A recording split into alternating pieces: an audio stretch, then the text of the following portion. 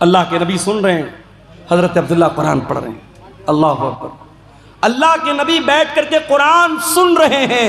میرے نوجوانوں ذرا دل پہ ہاتھ رکھ کے بتاؤ، آخری بار تم نے اپنے موبائل میں قرآن کب سنا تھا؟ چلو آؤ اسی بات پر چیک کیا جائے، تمہارے یوٹیوب کی ہسٹری چیک کی جائے، تمہارے براؤزر کی ہسٹری چیک کی جائے، تم نے لاسٹ ٹائم قرآن کو کب پلے کیا تھا، تمہارے موبائل میں قرآن کب تم نے سنا تھا، قرآن کو کب چلایا تھا؟ چیک کیا جائے تو شرمندگی اٹھانی پڑ جائے گی، شرمندہ ہونا پڑ جائے گا۔ موبائل آپ لاک کر کے واپس رکھ دیں، نہیں مولوی صاحب رہنے دیجیے۔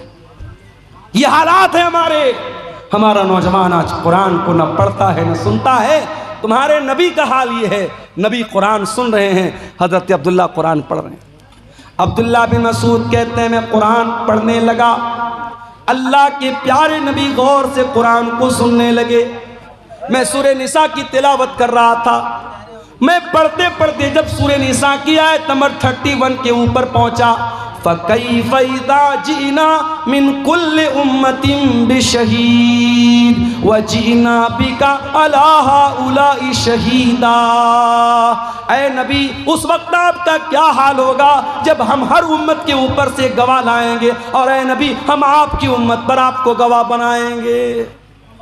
جب اس آیت پر میں پہنچا، اللہ کے نبی نے کہا حسبک الآن، اے عبداللہ اب رک جاؤ، اب بس کر دو، اب رک جاؤ، اب سٹاپ کر دو۔ حضرت عبداللہ بن مسعود کہتے ہیں میں نے نظروں کو اٹھا کر کے دیکھا کہ اللہ کے نبی مجھ کو کیوں روک رہے ہیں، کیوں منع کر رہے ہیں۔ فَإِذَا عَيْنَاهُ تَذْرِفَانِ، میں نے کیا دیکھا کہ اللہ کے نبی کی آنکھوں سے آنسو بہ رہے ہیں، اللہ کے نبی رو رہے ہیں، اللہ کے نبی کی آنکھوں سے آنسو بہ رہے ہیں۔ وہ ذمہ داری کا جو احساس آپ کو ہوا، جو ذمہ داری قیامت کے دن آپ کے کندھوں پر ڈالی جائے گی، اس ذمہ داری کو یاد کر کے اللہ کے نبی رو رہے ہیں۔ نبی تو روئیں اپنی ذمہ داری کو یاد کر کے، اور ہم اور آپ بس اسی پر فخر کریں کہ صاحب ہم تو اہل حدیث ہیں، جنت ہمارے باپ کی ہے، جنت کا سرٹیفکیٹ ہم لے کے بیٹھے ہیں۔ ہم اور آپ کبھی ہمیں قرآن پڑھ کر کے اور سن کر کے ہمیں رونے کی نوبت ہمیں نہیں آتی۔ میرے بھائیوں یہ آنکھیں خشک ہیں مولا، انہیں رونا نہیں آتا، یہ آنکھیں خشک ہیں مولا، انہیں رونا نہیں آتا۔ کبھی غور کرو میرے بھائیوں، آخری بار آپ کی آنکھوں سے آنسو اللہ کے خوف سے کب نکلے؟ کسی کے مرنے پہ نکلے ہوں گے، کوئی تکلیف ہوئی ہوگی نکلے ہوں گے، کوئی درد ہوا ہوگا نکلے ہوں گے، مگر ان آنسوؤں سے اللہ کے خوف سے آنسو کب نکلا تھا؟ ذرا سوچنا میرے بھائیوں، ذرا ہم سب اپنے گریبان میں جھانکیں اور سوچیں اللہ کے خوف سے آنسو کب نکلا تھا۔ اللہ کے نبی فرماتے ہیں لَيْسَ شَيْءٌ أَحَبُّ إِلَى اللَّهِ مِنْ قَطْرَتَيْنِ، اللہ تعالیٰ کو دو قطرے بہت پسند ہیں، دو قطرے اللہ تعالیٰ کو بہت پسند ہیں۔ قطرۃ دموع من خشیت اللہ، ایک آنسو کا قطرہ جو انسان کی آنکھوں سے اللہ کے خوف سے نکلتا ہے، اللہ کے ڈر سے نکلتا ہے، وہ آنسو کے قطرے اللہ تعالیٰ کو بہت پسند ہیں۔ وقطرۃ دم تحراق فی سبیل اللہ، اور دوسرا وہ خون کا قطرہ جو اللہ کی راہ میں بہایا جاتا ہے، اللہ کی راہ میں شہید ہونے والا، اللہ کی راہ میں جہاد کرنے والا، اللہ کی راہ میں لڑنے والا، اس کے خون کے قطرے اللہ تعالیٰ کو بہت پسند ہیں۔ وہ آنسو جو اللہ کے خوف سے نکلتے ہیں میرے بھائی، وہ آنسو اللہ کو بہت پسند ہے۔ اللہ کے پیارے نبی فرماتے ہیں، بخاری اور مسلم کی روایت ہے، قیامت کا دن ہوگا، سورج 1 میل کی دوری پر ہوگا، لوگ گرمی سے پسینے سے بحال ہوں گے۔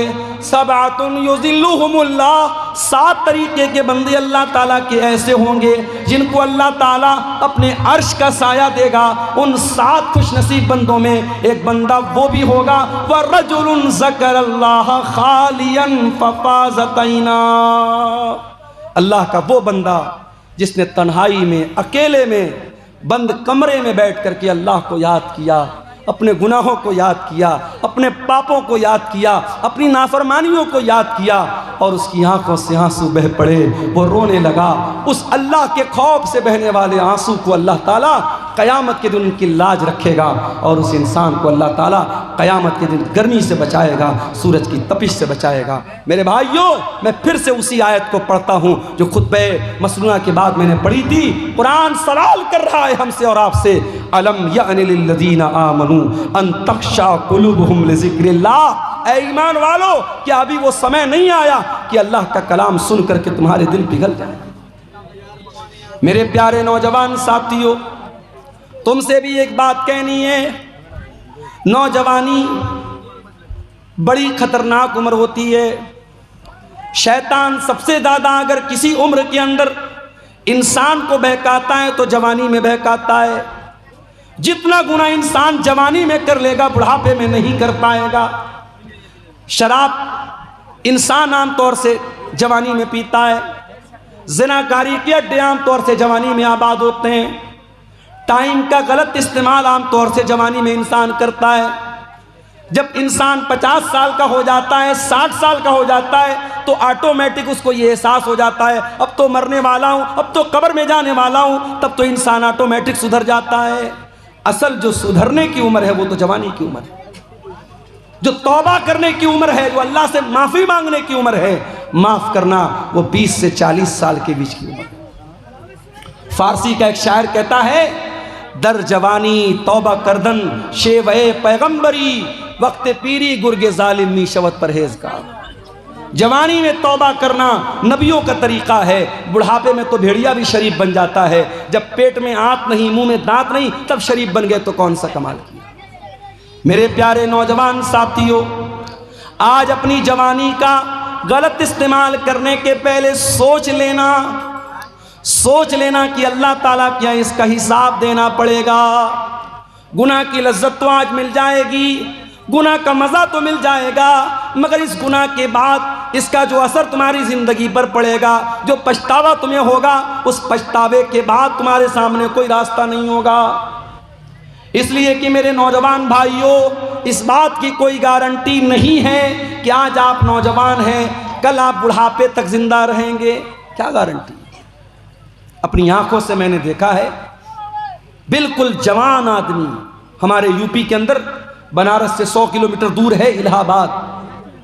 الہ آباد میں بالکل نوجوان ینگ لڑکا مجھے ملتا ہے، پیشے سے ڈاکٹر ہے، اور میری عادت ہے اگر تقریر میں کوئی ویل کوالیفائڈ، ویل ایجوکیٹڈ، پڑھا لکھا اگر انسان اگر ملنے آتا ہے، میں بڑی توجہ سے ملتا ہوں، کیونکہ آج کے اس دور میں پڑھے لکھے لوگ اور جو ہے سماج میں جن کا ایک مقام اور اسٹیٹس ہے، اس طریقے کے لوگ اگر پروگرام میں آ رہے ہیں اور علماء سے ملنے آ رہے ہیں، یہ بڑی بات ہے۔ ایسے لوگوں کا ہمیں ویلکم کرنا چاہیے، استقبال کرنا چاہیے۔